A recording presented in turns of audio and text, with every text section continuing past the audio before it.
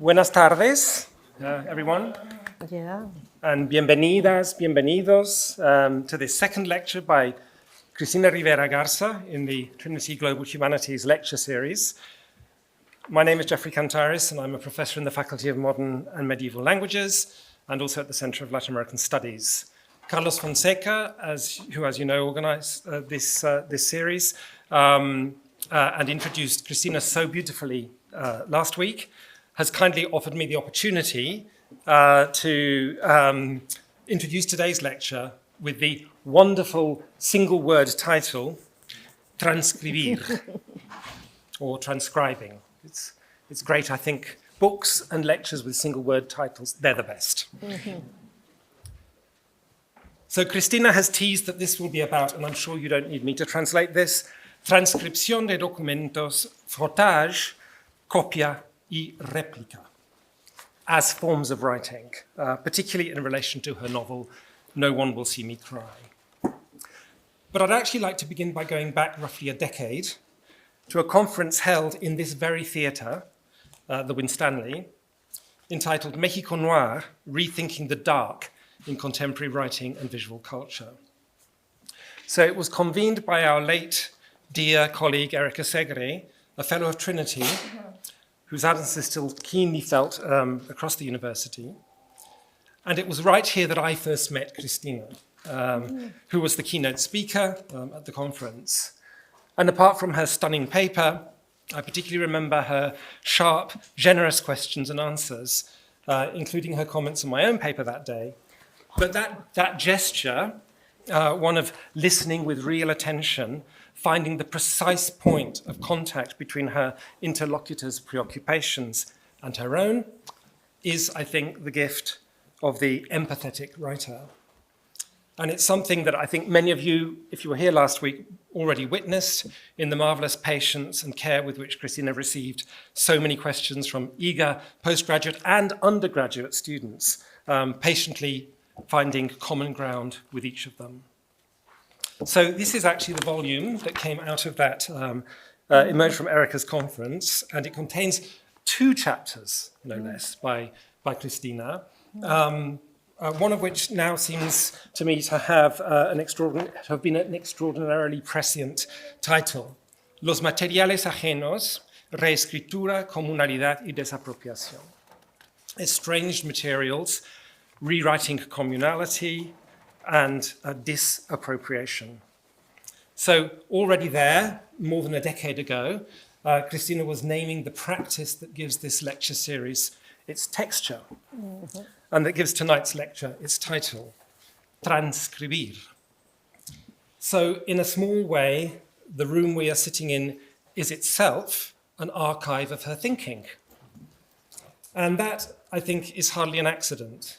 Cristina's work is precisely about the way rooms, bodies, photographs, documents, voices, and letters carry the traces of those who came before. Which I think brings us very nicely to the novel today's lecture is based on, Nadie me verá llorar, first published in 1999 and translated by Andrew Hurley as No One Will See Me Cry. So it grew out of Cristina's doctoral research in the Historical Archive of the Health Secretariat in Mexico City, and is set largely in La Castañeda, the general asylum that the dictator Porfirio Díaz inaugurated in 1910 on the eve of the Mexican Revolution as a showpiece of scientific modernity, and which the novel calls the rubbish bin of modern times. Its 2 principal protagonists, Matilda Burgos, I'll say more about that in a moment, Matilda Burgos, an inmate of the asylum, and Joaquin Buitrago, a former photographer of prostitutes who had been reduced to taking plates of the inmates, are entangled with a third figure who is utterly real, Modesta Burgos Ellie, whose photograph and clinical file Cristina found in the archive, and whose own letters, with their distinctive dashes between the words, she transcribes verbatim in the novel's 8th chapter. So the novel is already in 1999 the laboratory of what Cristina would later term necroescritura and desapropiación, necro-writing and disappropriation. So a writing for and with the dead that refuses the sovereign solitary author and restores voice quite literally to those whose voices the archive holds in a limbo of preserved erasure. In the 25th anniversary edition that the Spanish publisher Tusquets brought out in 2024, and that Cristina, I understand, will be referring to this evening, the protagonist is no longer called Matilda. The Ley General de Archivos now permits Cristina to use the real woman's name, and so Modesta Burgos has, in Cristina's own phrase, come back 25 years later with her own name and her own handwriting. So the new edition includes a previously unpublished essay and the full transcription of Modesta's letters in a separate booklet, I'm told. Mm-hmm. Even the cover is an act of transcription, but I'll leave that story for Cristina to tell. I'm sure she will tell us. One last quick point before handing over to Cristina. Let's just think a little bit more about the word that gives today's lecture its title, transcribir. So that verb comes with an implicit challenge, I think. One also posed by the word tactile of the whole lecture series itself, and one that I find particularly moving. Is the implication that writing is not solely the act of an author, but a writing across bodies, in the way photographs and clinical files reach towards what they cannot quite hold, across time, in the way Modesta's punctuation becomes Cristina's, more than a century later, across languages, and across cultures in the work of translation that Cristina herself has practiced, and across the porous membranes between the living and the dead, which is in the end what necroescritura names. And it is in some small sense, I think, that we are, what we're also doing in this room this evening, echoing events of a decade ago. So Carlos has already given you some biography and bibliography interlinked last week. But for those of you who couldn't come, in brief, Cristina Rivera Garza is the author of nearly 20 books across fiction, poetry, and essay, the recipient of the 2024 Pulitzer Prize for Liliana's Invincible Summer, and distinguished professor at the University of Houston, where she directs the Spanish language doctoral program in creative writing. We're extraordinarily fortunate to have her with us. Cristina, gracias y bienvenida de nuevo. And please all join me in welcoming her.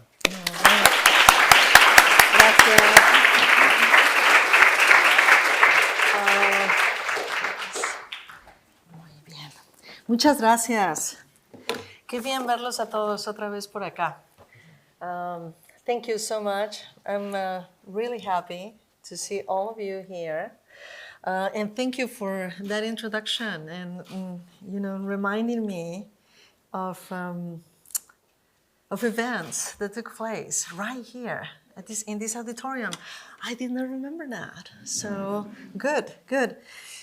You are right about the fact that I've been thinking about the issues that I'm touching upon in these lectures for a long, long time. They've been structuring part of my work, and I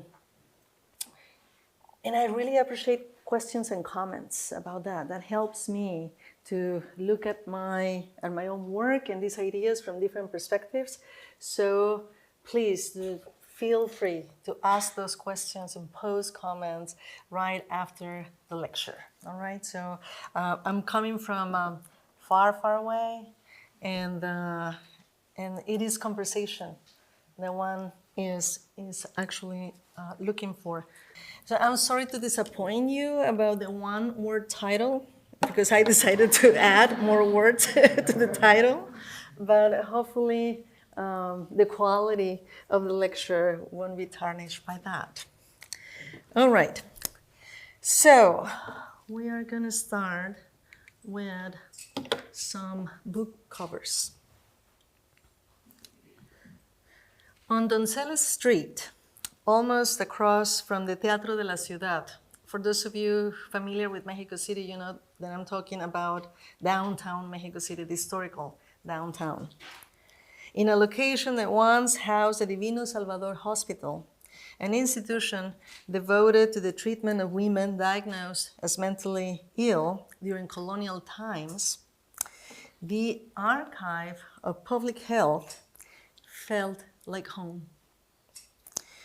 It was a large one, to be sure, but a cozy one too. Bureaucratic, obviously, but on a human scale. When I arrived, the archivist and the director were having lunch. They asked me to wait in the main room, and so I did, basking in the light that slanted through the tall windows, falling oblique and golden, mythical in every way, onto a long rectangular table, wooden table, where I was to work for months on end. One of the archivists, it might have been Margarito Cuellar, or maybe Rogelio Vargas, and Rogelio Vargas is still working at the same institution now, by the way, emerged from the back room wearing the blue coat that signaled his return to work. I explained to him what I wanted, or more precisely, what I didn't exactly know I wanted, but still wished for. And he understood me. Soon, he brought a few acid-free vertical boxes filled with files to the table, records of the earliest patients admitted to La Castañeda, dating back to September 1st, 1910, when the institution opened only 2 months ahead of the outbreak of the Mexican Revolution. Remember, the Mexican Revolution began officially November the 20th, 1910. In cases from the 1920s, marking the start of a turbulent decade of state-making strife. This should be enough for now, he said, prophetically. According to the Royal Spanish Academy, this is the Manicomio General, this is the asylum. And by the way, back then, patients weren't called patients, they were referred to as inmates. That gives you an idea of what they thought of the asylum as an institution, as a state institution, in fact. So flechazo is a love that is suddenly felt or inspired. From among all the files on the table, I chose the one that seemed to have the most pages, calculating that it could contain user information, always going for the chisme, the gossip, without thinking, without even imagining that I was about to meet Modesta Burgos, the chatty jarocha with whom I've carried on a conversation for over 30 years now. Her face met the camera with a smile that was equal parts seductive and mischievous, ironic and nonchalant, playful and proud. A smile that held my attention for minutes that seemed to stretch with the slowness of centuries. It wasn't the expression of a woman that had spent nearly 38 years confined to an insane asylum from July 26, 1920 through August the 5th, 1958, the day she died of pneumonia. Her long hair, with its unruly waves framing her face, didn't suggest the experience of incarceration either. I carefully read the official questionnaire, known as the interrogation page, paying close attention to the various and contradictory diagnoses that had attempted to define her condition over the years. Moral madness, evephrenia, schizophrenia. I read the doctor's descriptions and the lab reports. Finally, with trembling hands, I came across this is Modesta Burgos, by the way. This is a picture that really impressed me back then, some 30 years ago. 22 handwritten pages that she had titled her diplomatic dispatches, a sort of a journal in which she chronicled her vision, agitated, insisting, rageful, not only of the institution of the insane asylum, but of her entire world. No One Will See Me Cry did not give voice to Modesta Burgos, for she owned one, and a distinctive one as such, but it did allow her to keep on talking.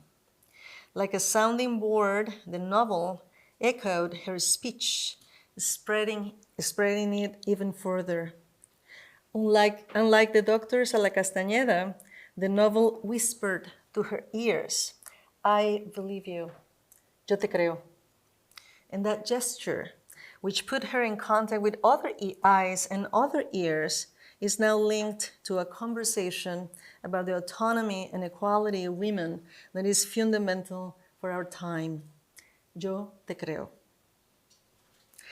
I read as much as I could that morning and didn't stop until work hours ended promptly at 3 p.m. Amazing, huh? I had no idea that I could go on to dedicate a novel and several essays to her life, the life of Maria Modesta Juliana Burgos Lopez. This is her real name. And I know these thanks to the research efforts of a reader who located her birth certificate not too long ago.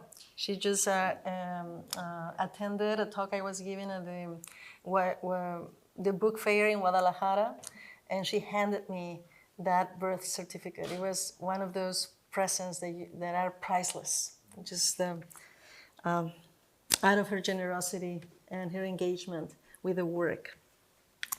That summer, I returned repeatedly to the main room of what I had already come to call my archive. So I reviewed around 300 case files, taking notes by hand or transcribing entire paragraphs in a bulky word processor I later lost. I found myself drawn again and again to the file of Modesta Burgos. Her story captivated me. Born in Veracruz, she immigrated to Mexico City as a young woman, worked various jobs, and was particularly proud of what she called her glorious past at famous brothels in Mexico City, as well as of her role as a dancer or an actress in the Fabregas Theater Company, or she also mentioned the Vonesi Opera. Above all, Modesta talked. She talked too much. Doctors and workshop supervisors, where she wove rebozos, highlighted this. The patient was verbose, loquacious, logorrheic. Her speech, marked by flowery words doctors described as affected, inappropriate in any case for someone of her social standing and her gender. Nevertheless, Modesta persisted. Her need to speak her truth or her inventions found another outlet. The 22 pages of grievances she had written against the asylum, its doctors and administrators, her dispatches bitterly critiqued a world dominated by factions that seemed distinct, even opposed, but were, in her view, leveled by greed and pettiness. Remember, this is around the Mexican Revolution. Politics were discussed on a daily basis, passionately so. So for Modesta, these people, all of them, were, and here I'm quoting her, thieving people, ladrones, she said, rogues, Bolsheviks, or anarchists, all the same to me. Moody people. That's another way she described them. Questions, of course, consume me.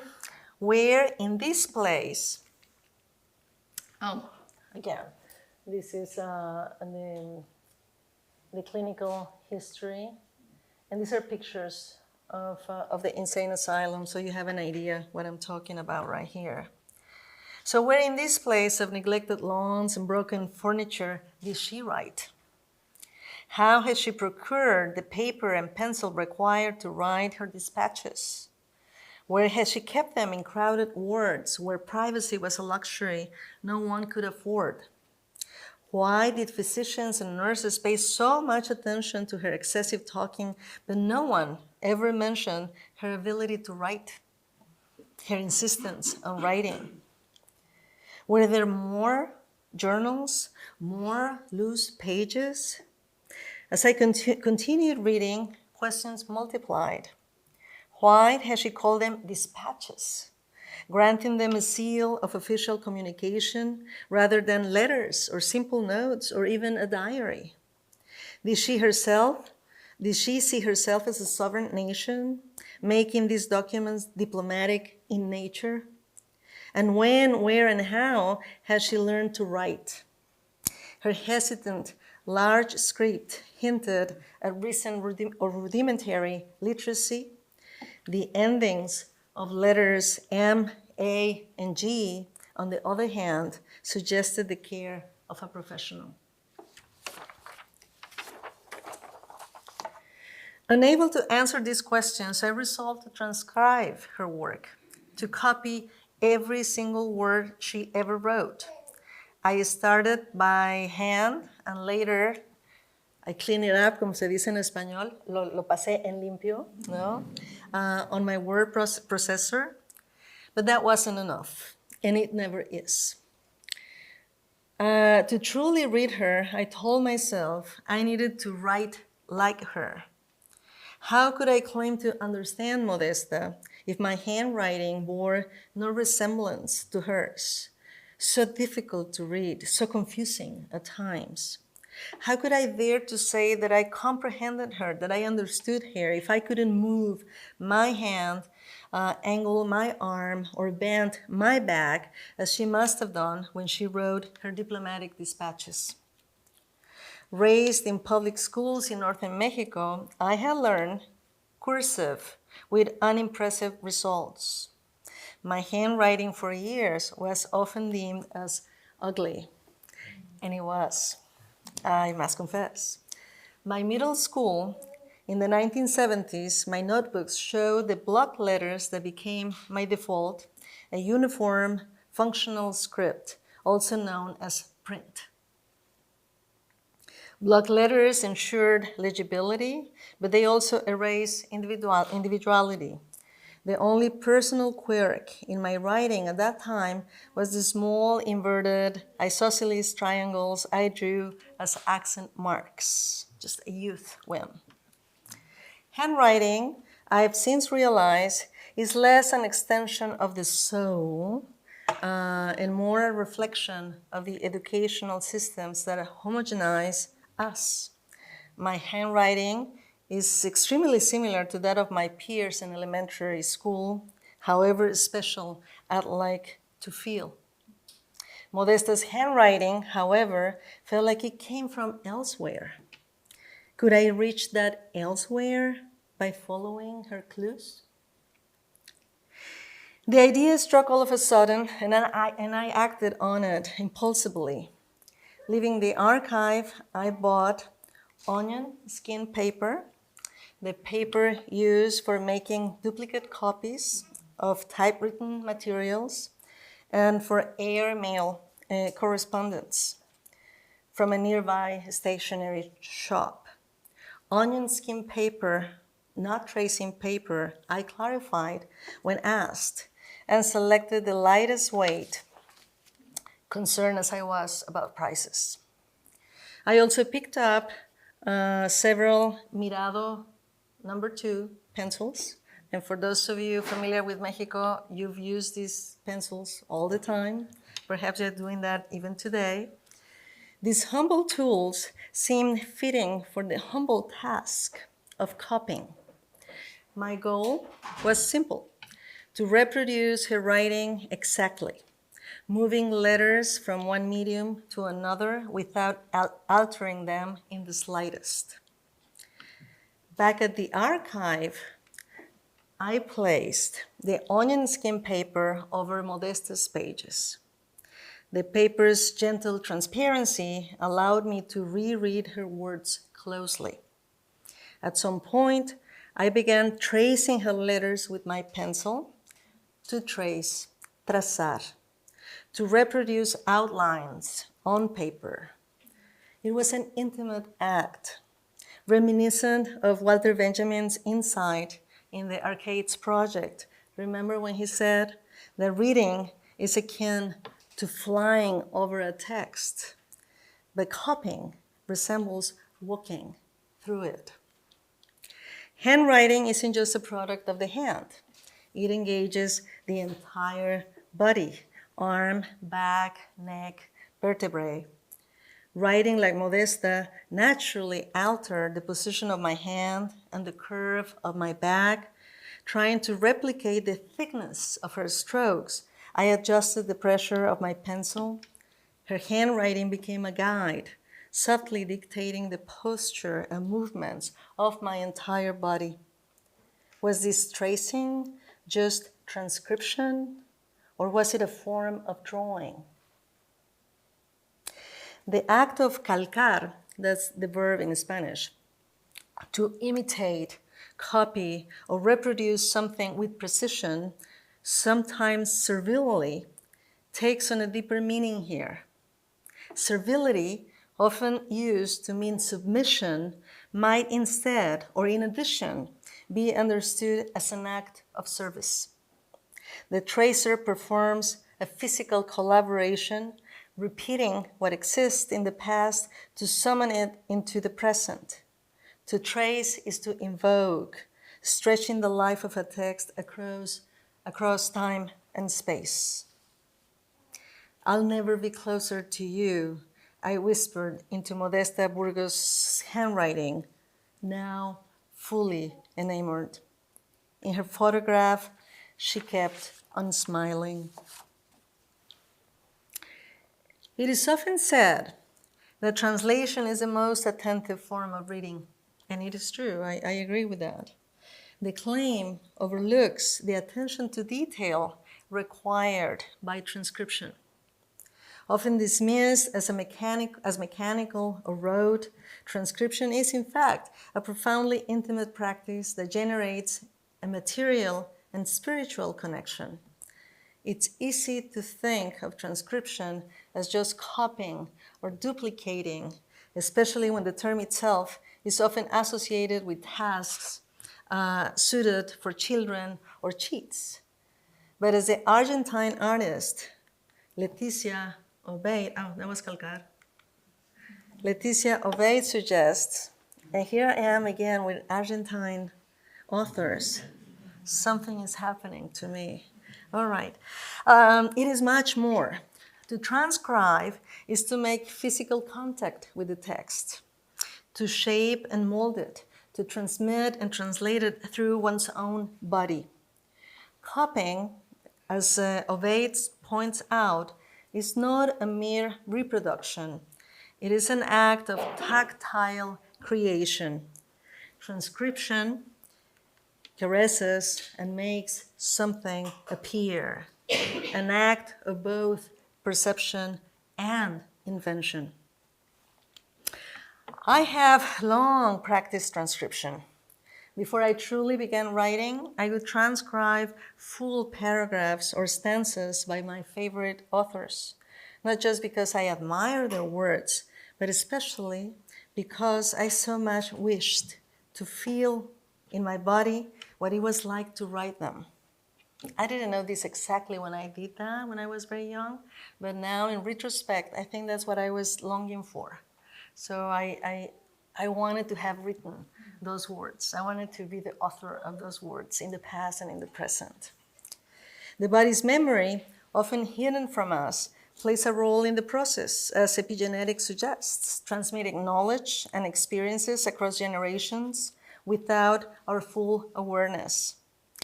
A recent exchange with publisher Giulia Savagna, who translated Liliana's Invincible Summer into Italian, highlighted this physical connection between writing, the body, and memory. During a series of events throughout Italy, Giulia scrawled marks in her notebooks, and she used many of them. This is just a selection, some images that I found fascinating. She did it to aid her in interpreting my speech, simultaneous translation. She told me, and here I'm quoting her, "If you ask me now what they mean, I couldn't tell you. But in the moment, if those illegible marks hadn't passed through my body, I wouldn't have remembered anything." This encapsulates the essence of transcription, letting others' words pass through our bodies so we can commit them to memory, a memory that is now both personal and collective. At the 2007 Venice Biennale, the Japanese artist Masao Okabe exhibited about 1,400 frottages made from the stones surrounding the train station in Ujina, Hiroshima, which had been heavily exposed to the atomic bomb. Frottage, a technique pioneered by Max Ernst in 1925, involves using a drawing instrument, often a pencil, over a textured surface like paper to capture and reveal random markings.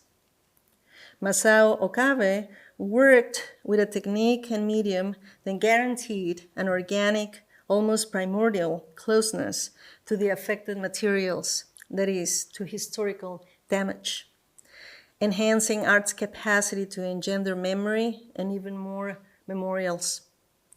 Perhaps frottage, a technique that many children use instinctively to replicate the shape of coins, and I bet most of you have done this. Yes, right? Yeah, good. Is an extreme radicalization of tracing. The pressure of the drawing instrument against the chosen materials ensures the impression and the sharing of physical proximity between the body, material, and history. Rather than emphasizing specific lines, frottage seeks to reveal a texture that presents itself primarily as a tactile attribute. Inspired by Okabe, years later, I created a series of frottages of the buildings in ruins, some rocks, and the bark of a tree at the Site Museum of Campo, Alaska, a border settlement near Tecate, Baja California Norte. It was there that Governor Abelardo L. Rodriguez, he was governor from 1923 to 1929, moved his government offices during the scorching summer months between June and October. And some of you might be familiar with the weather in Mexicali. You are. It's tough in the summer. So they moved pretty much everything to this building in Campo, Alaska. Over its history, the museum complex housed a military school, an insane asylum too, and even a tuberculosis hospital, all of which operated through 1955. Frottage allowed me to use pencil and onion skin paper to trace the stone and bark, presenting rather than representing them on the texture surface of the paper. I thus forged a material memorial to an institution where many men and women diagnosed as insane endured hunger and cold within its walls. An inmate had hanged himself, I was told, from the tree standing at the entrance of the asylum. Witness to so many daily massacres, this tree is here with us. And these are some of those frottages and the context. Campo, Alaska now.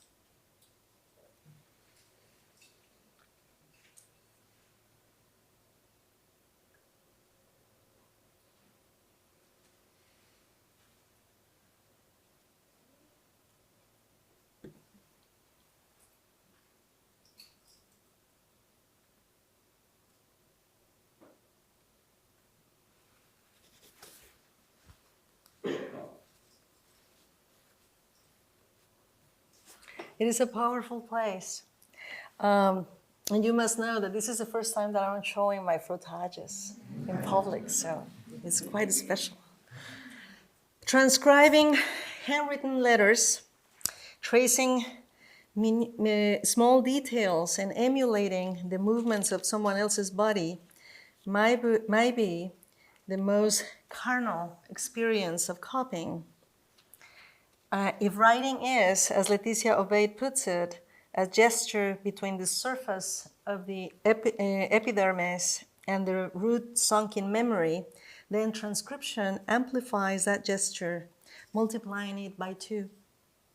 The transcriber extends writing and reveals it as always unfinished, always yet to born process. I never shared my handwritten transcriptions of Modesta Burgos' writing, by the way. When I published No One Will See Me Cry, the nonfiction novel in which I explored her life, I ended the text with Modesta Burgos' diplomatic dispatches. I wanted her to have the last word, the definitive one. Instead of showing my handwritten transcriptions, however, I incorporated a typed transcription using the Courier font, whose distinctive serifs, reminiscent of 20th century typewriters, gave the appearance of an official document. At least that's what I was aiming for. I thought this would, in some small way, honor the title Modesta Burgos had given to her own writings. But now, after all these years, I feel ready to share the handwritten transcriptions, the tactile, intimate rendering of someone else's writing, the ones that have been part of my body's memory.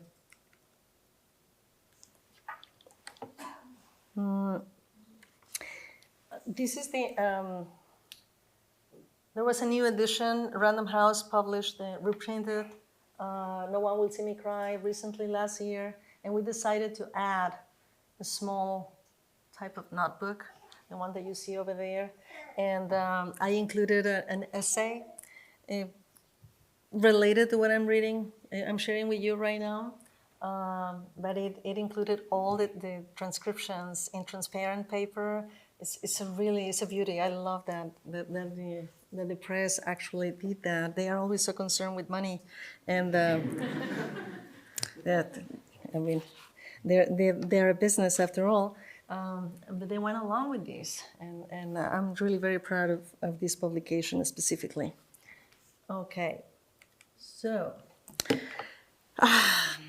the high school I attended in central Mexico offered classes in Spanish, mathematics, social and natural sciences, and physical education, but also required us to take workshops, 2 a week, each lasting 3 hours. Among the many options, I chose cooking, and I don't know why, truly, from which I keep extremely complicated recipes, and typing, because I assumed the learning to type would help me in the future. And I was right. Yes. Every Tuesday, about 20 girls worked diligently on bulky typewriters whose keyboards were covered with black cloth, pounding them with blind fury and an unflinching discipline that created an infernal noise. It was there that I learned that letters, interwoven in words, not only meant something, but were something.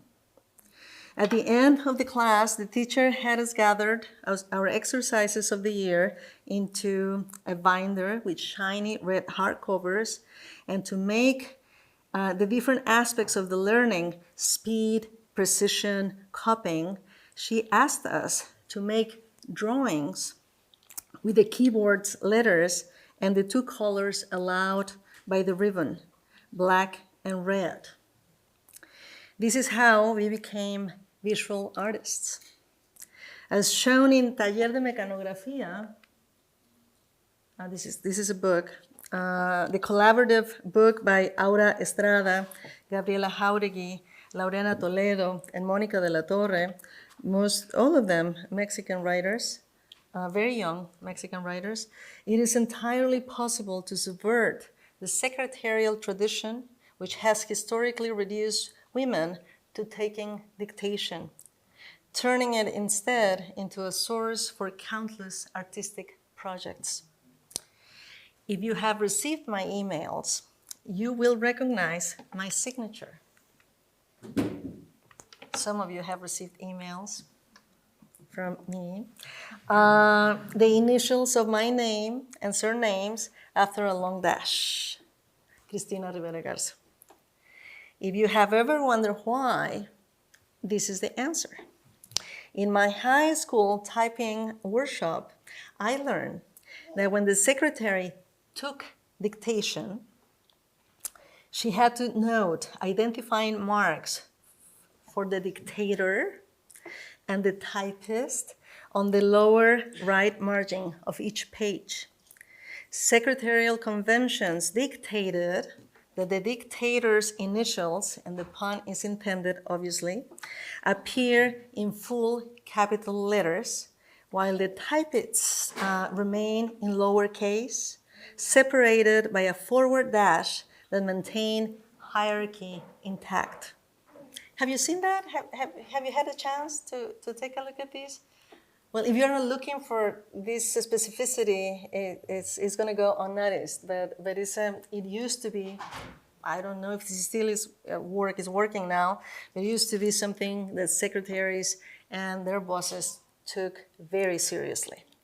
So years ago, I decided I did not need a dictator, and hence the absence of the capital letters. And I insist that I'm not going to be using the capital letters.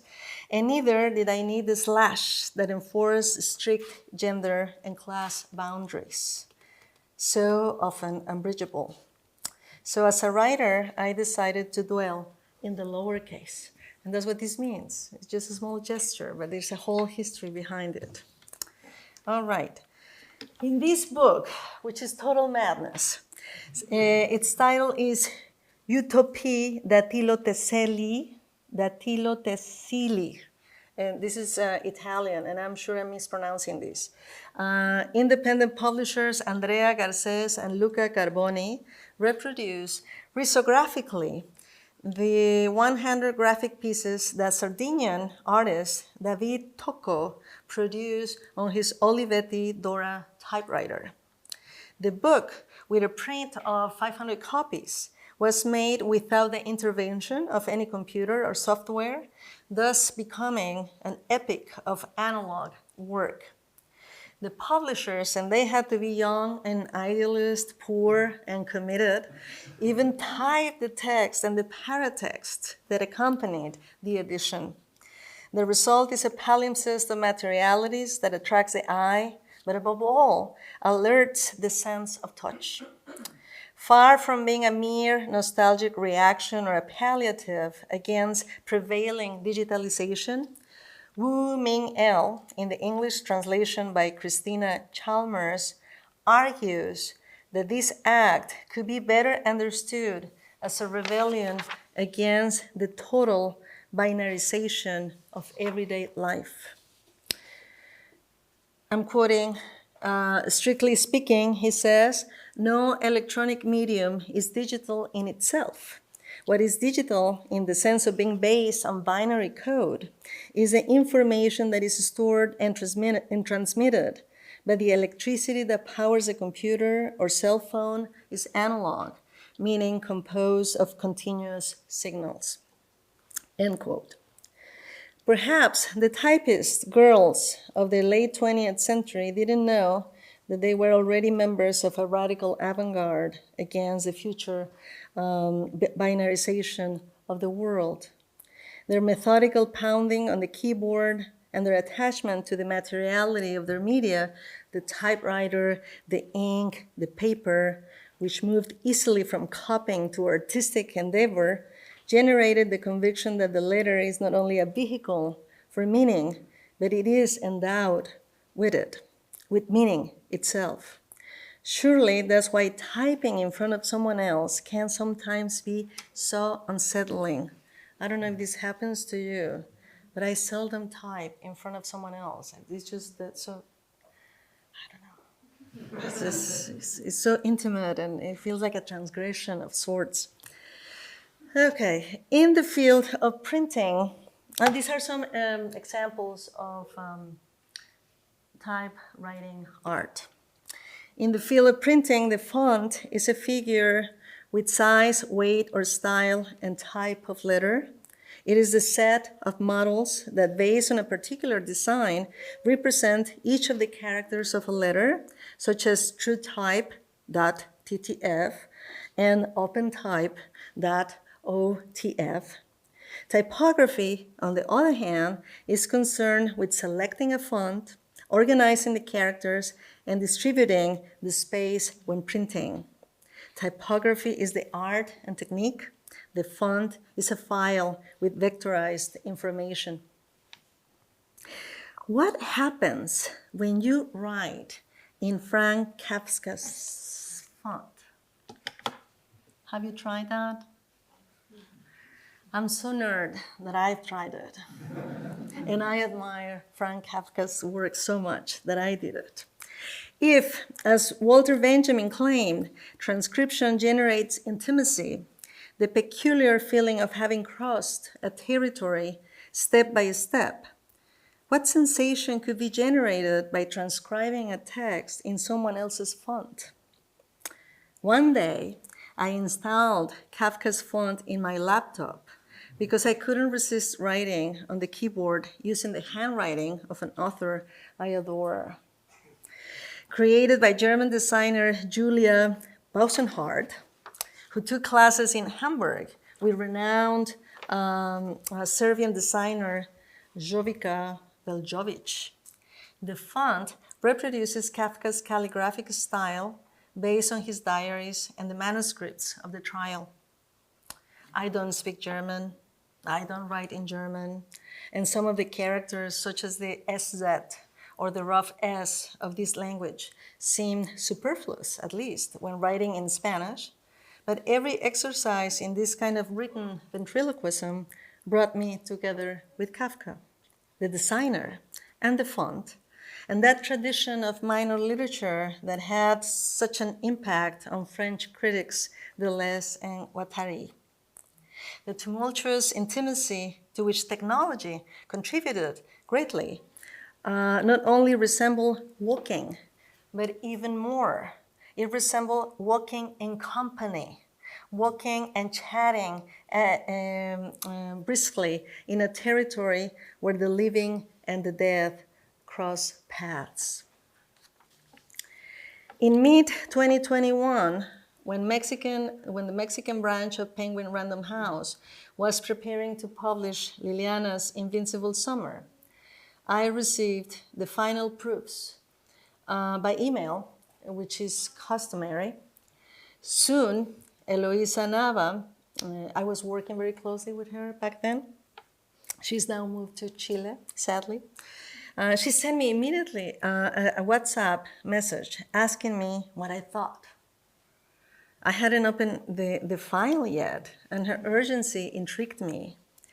When I noticed that the letters written by Liliana included in the book featured her handwriting, I had to pause to catch my breath. I interviewed the graphic designer Raúl Espino Madrigal, who once, as a student at the UAM, Universidad Autónoma Metropolitana, was in love with my sister. Through a series of phone calls and several emails at the end of 2020. Like I did with all of Liliana's friends, I asked him to gift me with a memory, a keepsake of her. Raúl, who was generous with his memory, wanted to do something more for her, something else. Knowing that my sister was very proud of her handwriting, he proposed recreating it through the design of a unique font. I provided him with enough images of her school notebooks so he could design all alphabet letters in uppercase and lowercase, including numbers. When the Liliana Rivera Garza font, and I think this is it, this is what he did, was ready, I pretended to write like Liliana by typing text in her font.